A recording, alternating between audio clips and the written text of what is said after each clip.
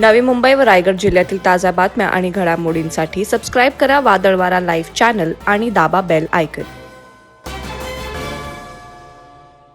रायगड जिल्ह्यात मुरुड तालुक्यातील काशीद समुद्र किनाऱ्यावर 4 दिवसांपूर्वी 2 पर्यटकांचा बुडून मृत्यू झाल्याच्या घटनेने खळबळ उडाली होती. गुरुवारी सायंकाळी 7:45च्या सुमारास काशीद जवळच्या पूर्वी चिकनी समुद्र म्हणून ओळखल्या जाणाऱ्या किनाऱ्यावरील कावडा भागात ही दुर्दैवी घटना घडली होती.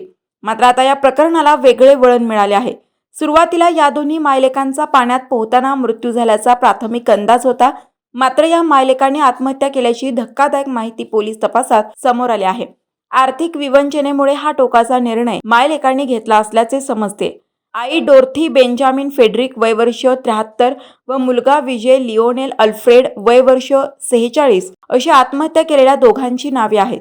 हे गेले काही वर्ष कल्याण येथील TMC शाळेजवळ दहिघर गाव शिळासती येथील रहिवासी होते. मात्र हे दोघेही मूळचे कोटगिरी व्हिलेज, जिल्हा निलगिरी, राज्य तामिळनाडू येथील आहेत. मुरुड तालुक्यातील काशीद समुद्रकिनारी पर्यटनाकरिता आलेल्या आई व मुलाचा समुद्राच्या पाण्यात बुडून मृत्यू झाल्यानंतर त्यांची वॅगनार कार किनाऱ्यावरून हस्तगत करण्यात आली.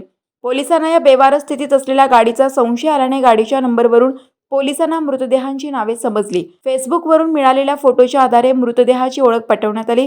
त्यानंतर गाडी तपासल्यानंतर आतमध्ये काही कागदपत्रे व आधार कार्ड पोलिसांना सापडले.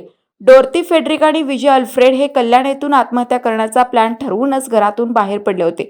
विजयची कोरोना काळात नोकरी गेली होती. त्यानंतर दुसरा जॉबही गेला होता. त्यामुळे हे दोघेही आर्थिक विवंचनेत होते. आत्महत्या करण्यापूर्वी विजयने मोबाईल, लॅपटॉप फॉर्मॅट केला होता. त्यामुळे पोलिसांसमोर तपासाचे मोठे आव्हान निर्माण झाले होते. 3 एप्रिलला विजयाने एका मैत्रिणीला कॉल केला होता. कल्याण येथील घरातून बाहेर पडण्यापूर्वी घरातील सगळ्या चीज वस्तू विजयने आपल्या या मैत्रिणीला देऊन टाकल्या होत्या. मात्र विजय गावाला चालल्याने वस्तू दिल्या असतील असा तिचा समज झाला. पोलिसांकडून प्रकरण समजताच मैत्रिणीलाही मोठा धक्का बसलाय. उटी, तामिळनाडू येथील नातेवाईकांनी या दोघांसोबतचे संबंध तोडल्याची माहिती मुरुड पोलिसांच्या तपासात समोर आली आहे. हे दोघेही कन्व्हर्टेड ख्रिश्चन धर्मीय असल्याची माहिती मिळाली आहे. मात्र कोणीही नातेवाईक मृतदेह ताब्यात घेण्यासाठी आले नाहीत. त्यामुळे या दोघांचे शव वाशी येथील शवागृहात ठेवण्यात आले आहेत.